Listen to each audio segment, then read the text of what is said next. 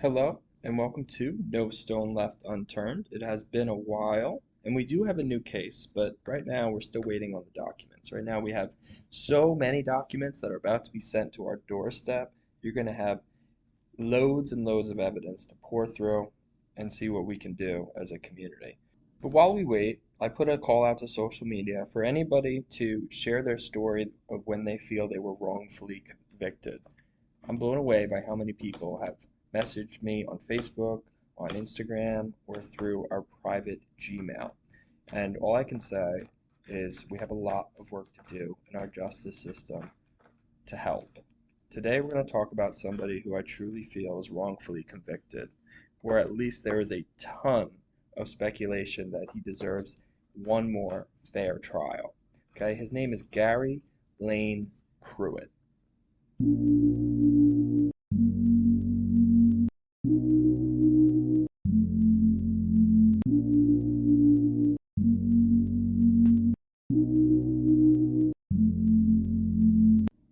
The crime takes place on July 22nd, 1994, in Newberry County, South Carolina.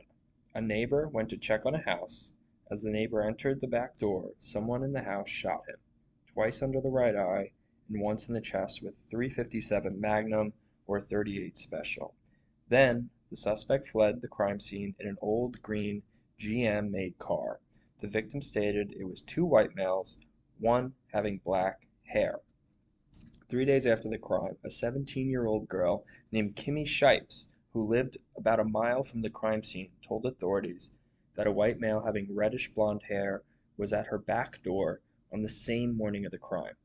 She helped with a composite drawing of the person, and after further investigation, authorities spoke with two suspects and known burglars with lengthy criminal records, which led them to Gary Lane Prewitt's photo being in a photo lineup. Authorities showed the photo lineup to Kimmy Shipes, and she identified Gary Lane Prewitt's photo as the subject at her back door that day. Authorities took the photo lineup to the hospital where the victim was still being treated for the gunshot wounds, and the victim also identified Gary Lane Prewitt's photo. On 10th, 1994, authorities arrested Gary Lane Prewitt for the crime. About a month later, in 1995, there was a jury trial. The prosecution presented no physical evidence, no gun, no fingerprints, no DNA, and the only evidence actually presented was Kimmy Shipes' identification and the victim's identification of Gary Lane Prewitt. The victim that was shot has an intellectual disability and was a 49-year-old man that only went to first grade in school. Gary Lane Prewitt had 3 alibi witnesses. None of the stolen property was ever recovered. No car matching the description was ever found or owned by Gary. No second suspect was ever questioned or arrested. And Gary Lane Prewitt didn't at the time, nor has he ever, given any type of confession. He's maintained his innocence, and never confessed, never admitted to being there, seeing anything, hearing anything. Gary Lane Prewitt was found guilty of burglary in the first degree and assault and battery with intent to kill and sentenced to life in prison for 20 years. So far, this might sound like any other case that we've covered on this podcast, including James's. He's accused of a crime. He does not have any idea how he's connected to it, what he did. Simply, they're saying, you did it. You match the description of what somebody remembers. There's only one witness that remembers anything in this case, and there's one witness that pointed out to a photo. Remember, it's 1994 in South Carolina. This is not exactly the most progressive time in our nation's history, and it's very likely that there could have been some racism or some sort of prejudice in this investigation.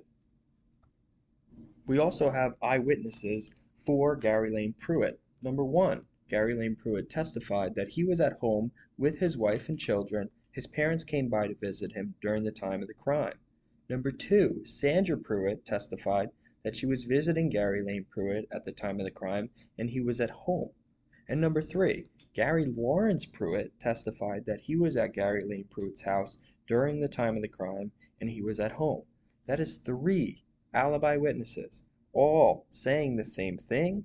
Yes, they may be related to him, but It's pretty lucky that they were all together at the same exact time when Gary planned this perfect crime of burglary and attempted murder. Were they all in on it?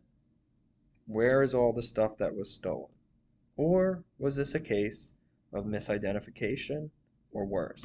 If you look at pictures of the crime scene, you can see there is a lot of blood.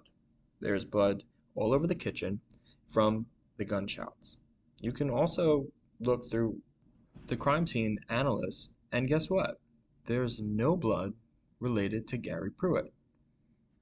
Not on him, and not from him. Multiple witnesses mention a 1964 Chevy four-door tag SC tag 1194EJP829, which happened to be registered to Betty H. Austin. It was found July 22, 1994 at 4:30 p.m. by Newberry City police officers, where there was a spot with a similar described vehicle and there was a substance on the floor. The main eyewitness in this trial is Kimmy Shipes. She was the neighbor and close to the original incident location at the time, and she talks to authorities at 12:40 p.m. until 15:30 p.m., 2 hours and 50 minutes. At trial, she testifies to the following. She's 17 years old. She told law enforcement that a tall man with reddish blonde hair at her back door on the morning of the crime was wearing a Washington Redskins hat. Search warrant for Gary Lane Prewitt's residence dated August 10, 1994. Authorities are looking for a red or maroon Washington Redskins hat. Driving a car that she could not tell if it was blue or green. Was at her back door of the morning of the Dixon shooting and Tinsley robbery. She helped law enforcement with creating a composite sketch of the man at her back door. She never mentions anything about the suspect's actual clothes, his height, his body weight. All she says is a tall man with black hair, who was also wearing a hat. After all the investigating, authorities are looking for 2 white males about 6 feet tall, one having black hair, a tall man about 5'2" or 5'3" with reddish blonde hair. For the record, Gary Prewitt is 5 feet 6 inches tall, with brown hair. When Gary is arrested on August 8th, 1994, Gary Lane was at his parents' house getting ready to go swimming. Multiple officers are on the front porch, and they tell him he is under arrest. They have a search warrant, and they are looking for a Colt .38 caliber or a .357 caliber revolver, a silver 3-cent coin, and a red or maroon Washington Redskins cap with 2 rolls on it. Days after Gary Lane Prewitt's arrest, Kimmy Snipes comes in to give a statement. She identifies Gary Lane in a photo lineup and says that is the man she saw on her back porch. Now is probably a good time to talk about the crime scene. What did it look like, and what does it look like from the outsider perspective? For one, the house is ransacked. There are things thrown all over the place, and it definitely looks like a robbery. There are boxes thrown around, all the cabinets are broken open, furniture is all over the place, and in crime scene photos you actually see 1, 2, 3 different guns in the kitchen just laying out on the floor. There's also a tackle box.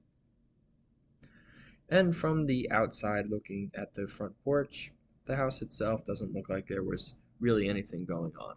So if this was a robbery, it was all happening inside the house under the outsider's perspective's eyes. When you go in the bedrooms, all the drawers are pulled out. Somebody is certainly looking for something, maybe cash, maybe some jewelry. When you enter from the back door, you can see blood on the kitchen floor and the door wide open. Definitely maybe some sort of quick struggle, and then the perpetrators run out. The back door was pried open initially. You can see that from marks on the door itself. The first 3 witnesses in the state's case all say pretty much the same thing. They saw this green Chevrolet go down to the house and then leave the house. That's really it.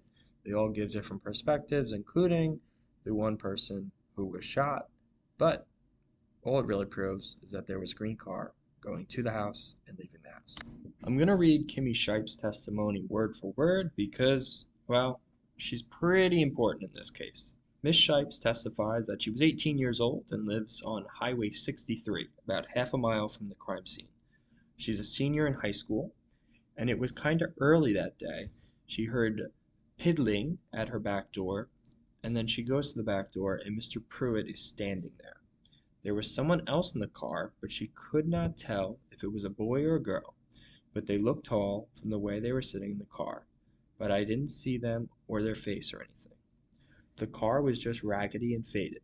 I couldn't tell if it was green or blue, and it had some spots on it. Are you sure this is the man you saw at the back door? Her answer was positive. From the way the sun was shining, like he had facial hair. I could almost, the one Mr. Gillian showed me, it looked exactly like him in the pictures they showed me. I mean, we looked through tons of pictures, and all of them were different, and the ones that he showed me, the ones that I picked out, I could almost assure you that that was him in the picture. The sun was shining, and it made him look really pale and like red, like. Did you say, or have you ever told anyone that his hair was reddish blonde? I said it looked very light because of the way that the sun was shining on him from that side. It just made him look really pale and like red-like. But you said his hair looked red to you, yeah? Yeah. You don't think it looks red today, do you? No, it looks brown today. You also said that the person you saw was tall. Yeah. How tall do you think he was? Taller than me. He was about, I guess, maybe 5'2", 5'3", if not taller. When helping with the composite drawing, she said that the person she had seen was 5'2", 5'3". Lastly, an officer testifies about how they became to suspect Gary Lane Prewitt, and he says he came up with Gary from a confidential informant and from eyewitness testimony. The confidential informant has never been named, and there's speculation that there was never a confidential informant, but that's a story for another day. The forensic lab had found fingerprints and shoe prints at the crime scene, and they were all negative for Gary Lane Prewitt and all the people who lived in Gary Lane Prewitt's house, Kenneth, Rhonda, Tinsley. And that's the entire mountain of evidence against Gary Lane Prewitt, an 18-year-old girl who kind of thinks she might have seen this guy and this car, and they, for some reason, half a mile from a crime scene, stopped and sat at her back door. No need to explain why. They don't know each other. And a police officer that may or may not have a confidential informant, he has no way to verify it. And that's it. The car is never linked to Gary. The gun is never found or linked to Gary. And none of the stolen items are ever found.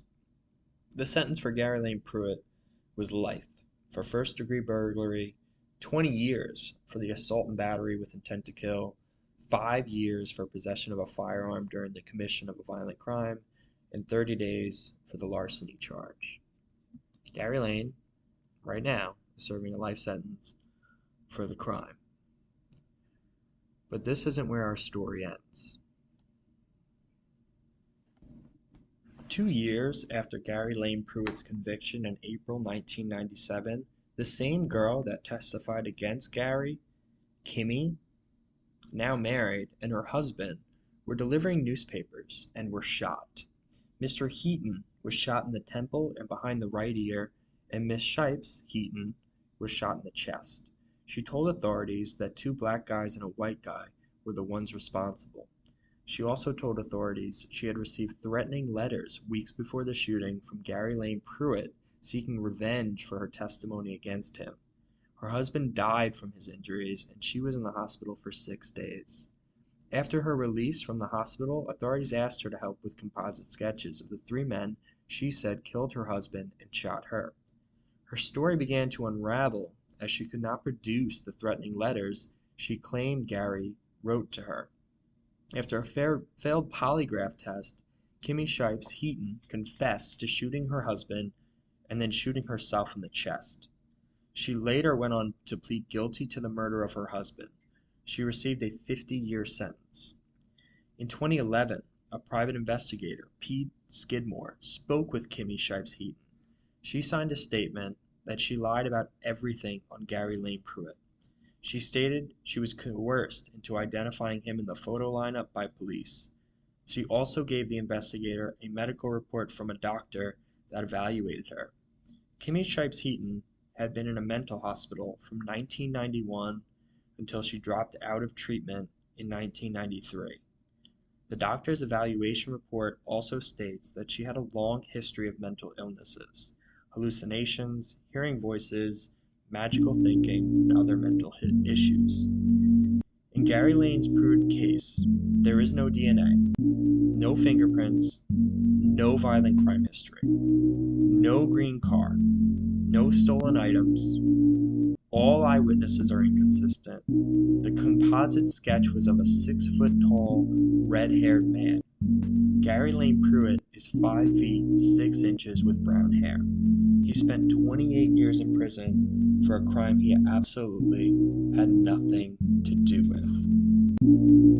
If you would like to support Gary Lane Prewitt, you can go to Facebook, Free Gary Lane Prewitt, 221 likes, 231 followers, or you can check in at the No Stone Left Unturned page. There's also a petition to free him and a documentary coming soon. This is a miscarriage of justice. Free Gary Lane Prewitt.